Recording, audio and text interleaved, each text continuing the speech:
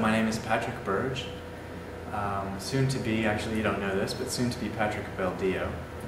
My wife and I just got married a month and a half ago, and my wife and I are choosing a third name. And we were sort of joking about it. Her name's Schlesinger, mine is Birge, and so we thought, well, Birgens or Slurge or Schlesinger Birge, we just didn't like it. So we thought we'd do something that was meaningful. We chose a name in Italian, which I'm of Italian heritage, means beautiful God, Beldio. So Patrick Beldio is my name, and I've been an artist since 1993 professionally. Mm-hmm.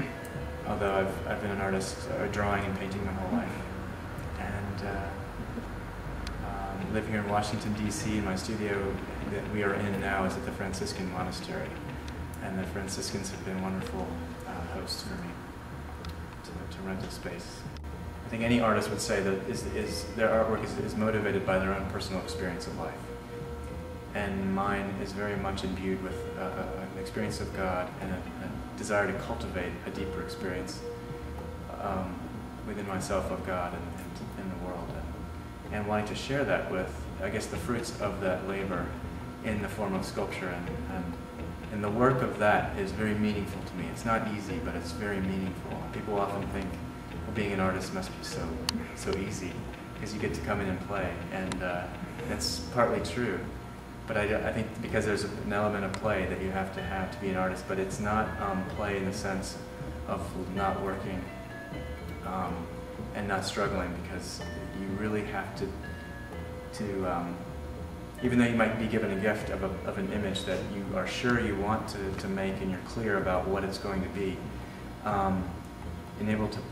but the ability to bring it into physical form is really the struggle and the work. And then the joy, once it comes to fruition, if it does, and not they don't always do that. And then when it does happen, and you're able to share that with another person, and the other person responds in a way that they're touched and moved, and you're not sure if you can always know this, but if they're moved in the same way that you were when you made it, then the work for me is complete. That's when it's done. It's when it's shared. Not when it's physically finished, but when it's shared with someone else and that they themselves experience somehow the inspiration that made it. And so that way we're united. The artwork, the audience, myself, we're united in something larger than ourselves. And that's the true thing. Do you think that might also connect with God and creation itself? That creation is God's artwork and He wants to share it with us? Precisely. That's it. Yeah. And so we're in an image of God when we do it ourselves with our own creativity. Yeah. And we share it with others. But in the greater sense, God is the type of that. Yeah. The paradigmatic. Yeah. We're just fulfilling. Yeah. What God already is doing in Himself as Trinity, and what a wonderful gift that is. Yeah. And so that's, I guess, the importance of art. Why it's so necessary. Because in art, in every form, drama, music, and dance, visual arts, its ultimate purpose is to communicate that experience of Trinity. To use Christian language, it's definitely necessary because it fulfills human being. It's not just frosting on the cake. It's really art is sort of bound up with the goal of life. Now, what brought you to interreligious art? Because that's a very important part of your art.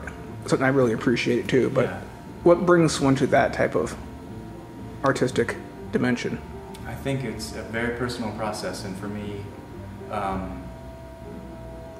I was always interested in being an artist, but then it always made sense to me, I guess, just born with an idea that it always was connected to trying to glorify God.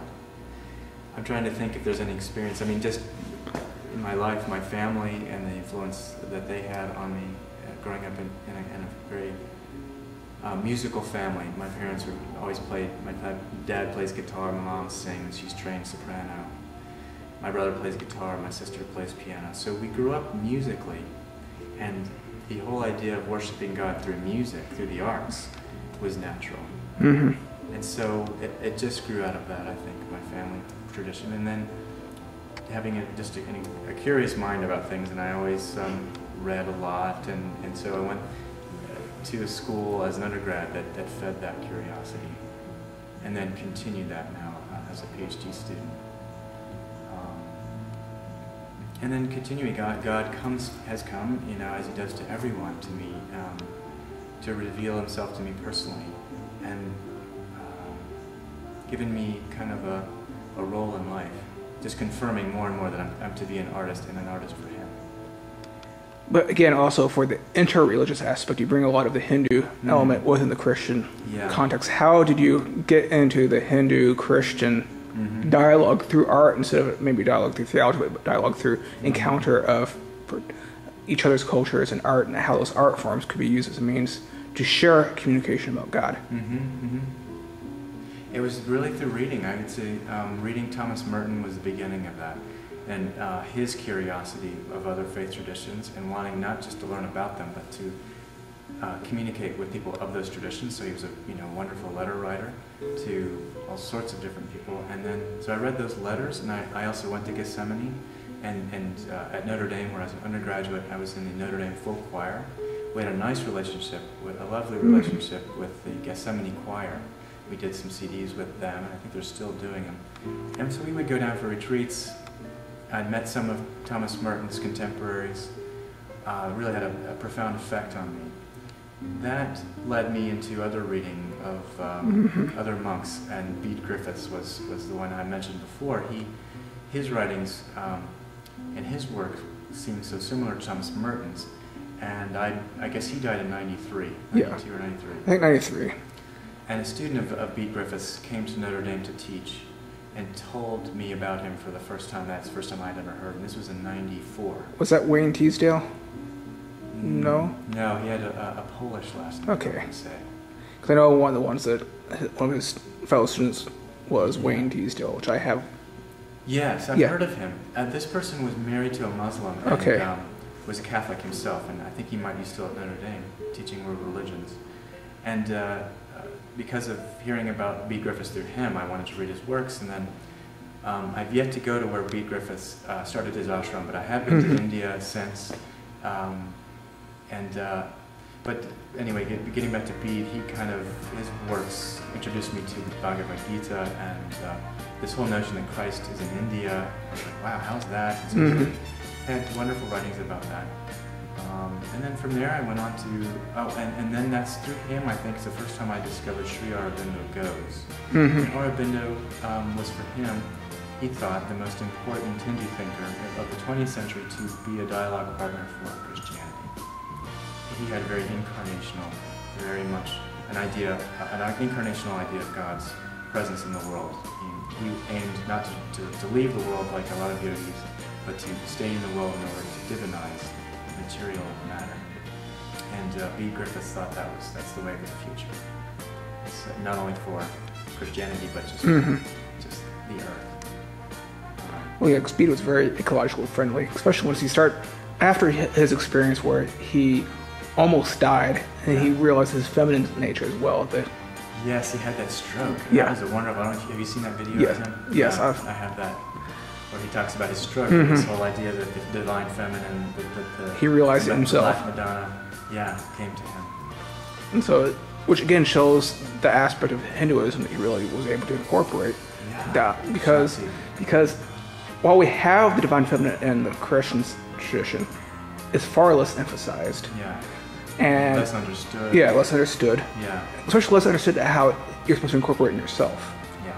Because you can understand that you can have male and female in the exterior form, but the interiorization of this is oftentimes ignored. And even Bede said he ignored it until that experience. Yes, he felt like his whole rational mind, male side, was knocked down during this stroke.